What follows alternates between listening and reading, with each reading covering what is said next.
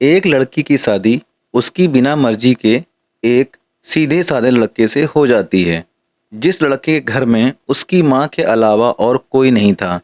दहेज में लड़के को बहुत सारा सामान और पैसे भी मिले थे, लेकिन लड़की किसी और लड़के से बेहद प्यार करती थी। अब लड़की की शादी बिना मर्जी के तो हो ही गई थी और अब वह अपने ससुराल आ गई थी। तभी सुहाग रात के वक्त लड़का दूध लेकर कमरे में आता है और उस लड़की यानी अपनी पत्नी के पास बैठ जाता है। तभी उसकी पत्नी गुस्से से अपने पति से कहती है, क्या तुम मुझे अकेला छोड़ सकते हो? उसकी ये बात सुनकर उसका पति बहुत दुखी होता है, लेकिन फिर भी वह खुशी खुशी ये कहता है, नहीं तुम आराम करो, मैं तो सिर्फ तुम्हारे लिए दूध लेकर आया था। यह कहकर वह कमरे से बाहर चला जाता है। लड़की मन मारकर ही रह जाती है, क्योंकि लड़की चाहती थी कि वह उससे झगड़ा क्यों नहीं किया, ताकि वह उस गवार से तलाक ले सके। अब लड़की को ससुराल में 3-4 दिन हो गए थे, मगर वो तो बस पूरा दिन फ़ोन पर बॉयफ्रेंड से बात करती थी और उधर लड़के की माँ बिना शिकायत करे दिन भर घर का सारा काम करती थी। वह सबके लिए खाना भी खुद ही बनाती थी, फिर भी उसकी माँ के चेहरे पर हर वक्त मुस्कुराहट ही रहती थी। लड़का एक कंपनी में छोटी सी नौकरी करता था। वह बेहद ही ईमानदार और मेहनती था। सुबह अपने काम पर जाता और शाम को थका हारा घर आता, मगर उसकी पत्नी उसे एक गिलास पानी भी नहीं पूछती थी। अब लड़के और लड़की की शादी को करीब 1 महीना हो गया था, मगर अब तक वह दोनों एक साथ कभी नहीं सोए थे। वैसे लड़का बहुत ही शांत स्वभाव का था, इसलिए वह अपनी पत्नी को कुछ भी नहीं कहता था। फिर भी वह अपनी पत्नी को खुद ही खाना दे दिया करता था, मगर उसकी पत्नी उसके साथ बैठकर खाना कभी भी नहीं खाती थी। वह अपना खाना अपने कमरे में अलग बैठकर खाती थी। लड़की को दहेज में एक स्कूटी भी मिली थी। लड़का जैसे ही अपने काम पर निकल जाता, उसके आधे घंटे के बाद ही लड़की भी अपनी स्कूटी लेकर अपने बॉयफ्रेंड से मिलने चली जाती थी और लड़के के आने से पहले ही वह अपने ससुराल वापस आ जाती थी। एक दिन लड़के की काम की छुट्टी थी और वह घर पर ही था, तो लड़की ने अच्छे भले खाने को भी गंदा कह के अपनी सासू माँ को उल्टा सीधा कहकर खाने को बाहर फेंक देती है। यह सब देखकर लड़के को बहुत ही गुस्सा आता है और वह गुस्से गुस्से में अपनी पत्नी पर हाथ उठा देता है, मगर उसकी माँ फिर भी अपने बेटे को ही डांटती है। इधर लड़की को झगड़े का एक बहाना ही चाहिए था, जो कि उसे मिल गया था। तभी वो बिना बोले अपनी स्कूटी लेकर अपने बॉयफ्रेंड के पास चली जाती है और अपने बॉयफ्रेंड के पास जाकर कहती है कि अब एक पल भी मुझे उस घर में नहीं रहना। आज उस गंवार ने मुझ पर हाथ उठाकर अच्छा नहीं किया। तभी उसका बॉयफ्रेंड कहता है, अरे तुमसे तो मैंने कब से कहता हूँ कि तुम भाग चलो मेरे साथ कहीं दूर, मगर तुम हो कि आजकल आजकल पे ही लगी रहती हो।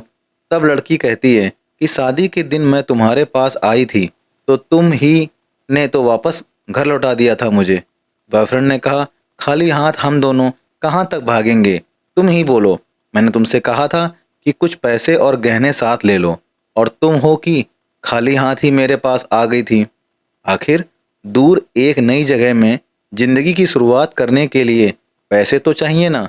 और हाँ एक बात, और जब भी मैं तुम्हारे पास आता हूँ, तुम्हें छूना चाहता हूँ, तभी तुम्हारे नखरे हो जाते हैं और बस यही कहती रहती हो कि ये प्यार प्रेम शादी के बाद ही होगा। तभी लड़की गुस्सा होकर बोलती है, हाँ शादी के बाद ही अच्छा होता है ये सब, और मैं तुम्हारी ही तो हूँ।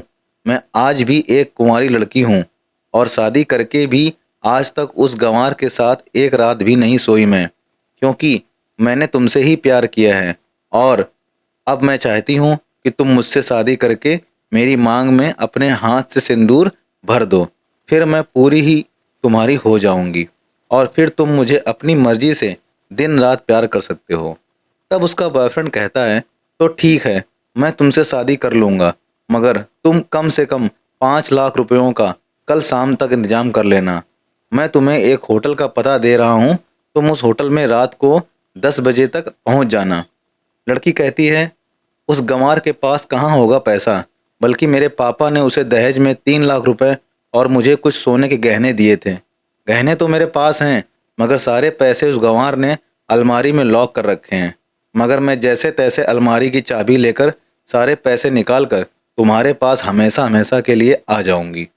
यह कहकर वह लड़की अपने ससुराल पहुंचती है।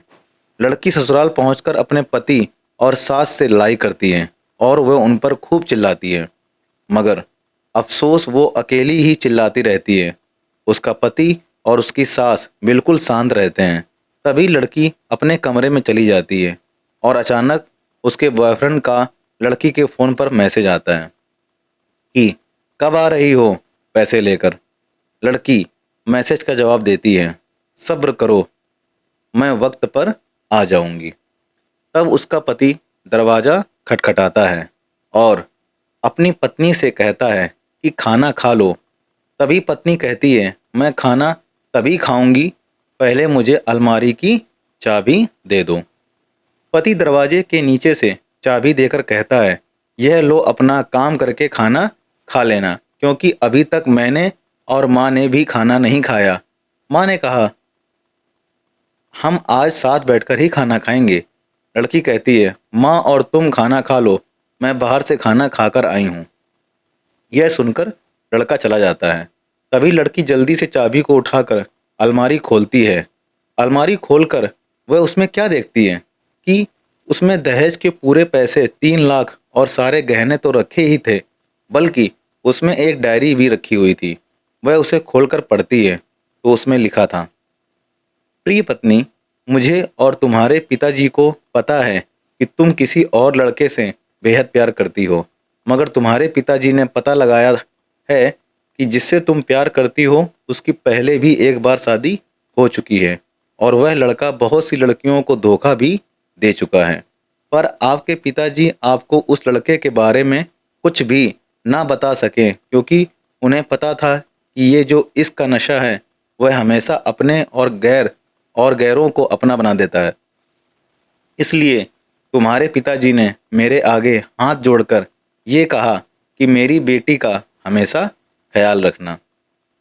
एक बाप के मुंह से एक बेटी की कहानी सुनकर मेरी भी आंखों में आंसू आ गए और मुझे यकीन हो गया था कि एक अच्छा पति होने का सम्मान मुझे मिले या ना मिले, मगर एक दामाद होने की इज्जत मैं हमेशा पा सकता हूँ।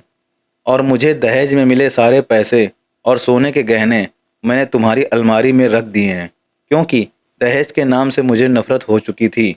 इस दहेज के ही कारण मैंने अपनी बहन और पिता को खोया था और मेरे पिता के अंतिम शब्द भी यही थे कि किसी बेटी के बाप से कभी 1 रुपये भी दहेज न लेना। और उस डायरी में यह भी लिखा था कि तुम मुझसे आज़ाद हो और तुम कहीं भी जा सकती हो। डायरी के बीच के पन्नों में तलाक के पेपर रखे हैं, जहां मैंने पहले ही अपने साइन कर दिए हैं। जब तुम्हें लगे कि अब इस गंवार के साथ नहीं रहना, तब तुम भी इस तलाक के पेपर पर साइन करके अपने सारे पैसे और जेवर लेकर जा सकती हो।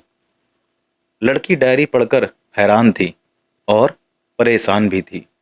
ना चाहते हुए भी उसके गंवार पति के शब्दों ने उसके दिल को छू लिया था। अब वो ना चाहते हुए भी गंवार पति के अनदेखे प्यार को महसूस करने लगी थी। वह फूट फूट कर रोने लगी। डायरी में आगे लिखा था कि मैंने तुम्हें इसलिए मारा क्योंकि अपनी माँ को गाली दी, और जो बेटा खुद के आगे अपनी माँ की बेइज्जती होते सहन कर ले, फिर वह बेटा ही कैसा। इसलिए मुझे माफ़ कर देना, क्योंकि मेरे लिए माँ का दर्जा सबसे बड़ा है और आपको मैं दुल्हन बनाकर अपना हमसफ़र बनाने लाया हूँ। आपसे ज़बरदस्ती करने नहीं। आपको मुझसे प्यार हो ना हो, लेकिन मैं अंत तक सिर्फ आपसे ही प्रेम करता रहूँगा। अब फैसला तुम्हारे ही हाथों में है। अब लड़की दुल्हन बन चुकी थी और उसकी आंखों से आंसू बह रहे थे। अचानक लड़की के बॉयफ्रेंड का फ़ोन आता है। तभी गुस्से में लड़की अपने फ़ोन को स्विच ऑफ करके फ़ोन का सिम कार्ड तोड़ देती है। अब उसे समझ आ गया था कि जिससे वह बेहद प्यार करती थी, उसे तो सिर्फ पैसों से ही प्यार था, और सच्चा प्यार करने वाला तो मेरा पति ही था, जिसने सिर्फ मेरे पापा की इज्जत रखने के लिए ही उसे शादी कर ली, और उसे मेरा एक बॉयफ्रेंड है पता होने के बाद भी मुझसे इतना प्यार किया। मैं अपने पति का प्यार क्यों नहीं समझ पाई, यह सब सोचकर वह रोती रही। फिर उसने रोते हुए अलमारी का सारा सामान जैसा था वैसे ही रख कर ना जाने कब सो गई। अगले दिन उसकी पत्नी सुबह देर से जागी, तब तक उसका पति ऑफिस जा चुका था। तभी पहले नहा धोकर उसने साड़ी पहनी, फिर लंबा सा अपनी मांग में सिंदूर लगाया, जबकि पहले एक बिंदी जैसी साइड पर सिंदूर लगाती थी ताकि कोई लड़का ध्यान न दे और किसी को ये पता ना चल जाए कि वह एक शादीशुदा है। मगर आज तो 10 किलोमीटर से भी दिखाई दे ऐसी लंबी और गाढ़ी सिंदूर लगाई थी। फिर उसने अपना मंगलसूत्र पहना और किचन में जाकर सासू माँ को जबरदस्ती कमरे में आराम करने देती है और खुद अकेली सबका खाना बनाती है। पहले सासू माँ को खाना खिलाती है और फिर अपने पति को फ़ोन करके उसके ऑफिस का पता पूछती है।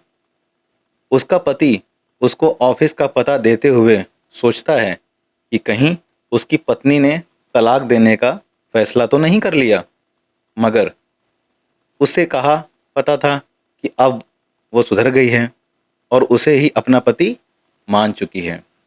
इतने में ही उसकी पत्नी स्कूटी लेकर उसके ऑफिस खाना लेकर पहुंच जाती है। पत्नी को देखकर पति हैरान हो जाता है। तभी वह अपनी पत्नी से पूछता है, सब ठीक है ना? माँ ने तुमसे कुछ कह तो नहीं दिया? उसका पति सवाल पर सवाल पूछे जा रहा था।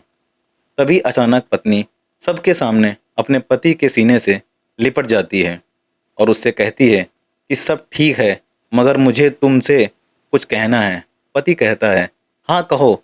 तब पत्नी सबके सामने कहती है, आई लव यू मेरे प्यारे पति, I love you for ever. यह सुनकर ऑफिस के सभी लोग हैरान होकर खड़े हो जाते हैं और जोर जोर से तालियां बजाने लगते हैं। तब पत्नी सबके सामने अपने पति का हाथ पकड़ के कहती है कि अब 1 महीने तक मेरे पति देव ऑफिस में दिखाई नहीं देंगे। ऑफिस के सभी लोग पूछते हैं क्यों? तब लड़के की पत्नी कहती है, क्योंकि हम दोनों लंबी छुट्टी पर जा रहे हैं। पति पत्नी से कहता है, तुम्हें क्या हो गया? तभी पत्नी पति से कहती है, मुझे तुमसे सच्चा प्यार हो गया। यह कहकर वह उसके सीने से दोबारा इस तरह लिपट जाती है जहां से वो अपने गंवार पति से कभी भी जुदा ना हो पाए।